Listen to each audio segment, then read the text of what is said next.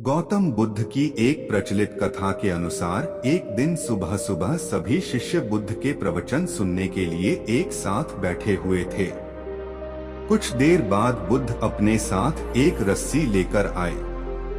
तथागत के हाथ में रस्सी देखकर सभी शिष्यों को हैरानी हुई। बुद्ध अपने आसन पर बैठे और उन्होंने रस्सी में एक के बाद एक 3 गांठ बांध दी। इसके बाद उन्होंने शिष्यों से पूछा कि क्या ये वही रस्सी है जो गांठ बांधने से पहले थी। इस प्रश्न के जवाब में एक शिष्य ने कहा कि तथागत, इसका उत्तर थोड़ा मुश्किल है। ये हमारे देखने के तरीके पर निर्भर करता है। एक तरह से तो रस्सी वही है, इसमें कोई बदलाव नहीं है। एक अन्य शिष्य ने कहा कि अब इसमें 3 गांठें लगी हुई हैं, जो कि पहले रस्सी में नहीं थी। इसे बदला हुआ भी कह सकते हैं। कुछ शिष्यों ने कहा कि वास्तव में मूल रूप से रस्सी वही है, लेकिन बदली हुई दिख है, लेकिन इसका मूल स्वरूप बदला नहीं है। शिष्यों की बात सुनकर बुद्ध ने कहा कि आप सभी सही बोल रहे हैं।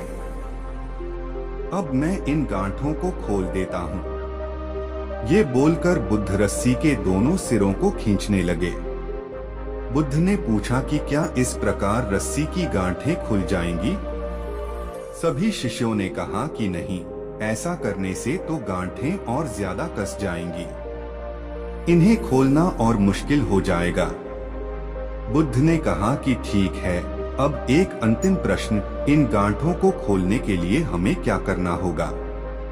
शिष्यों ने कहा कि हमें इन गांठों को ध्यान से देखना होगा, जिससे हम जान सकें कि इन्हें कैसे लगाया गया है। इसके बाद हम गांठें आसानी से खोल सकते हैं। बुद्ध इस जवाब से संतुष्ट हो गए और उन्होंने कहा कि ये सही बात है। हम परेशानियों में फंसे रहते हैं और बिना कारण जाने ही उनका हल खोजने लगते हैं, जबकि हमें पहले समस्याओं के मूल को समझना चाहिए। जब समस्याओं की वजह समझ आ जाएगी तो उन्हें सुलझाना बहुत ही आसान हो सकता है। अगर वीडियो अच्छी लगी हो तो एक लाइक जरूर कर देना।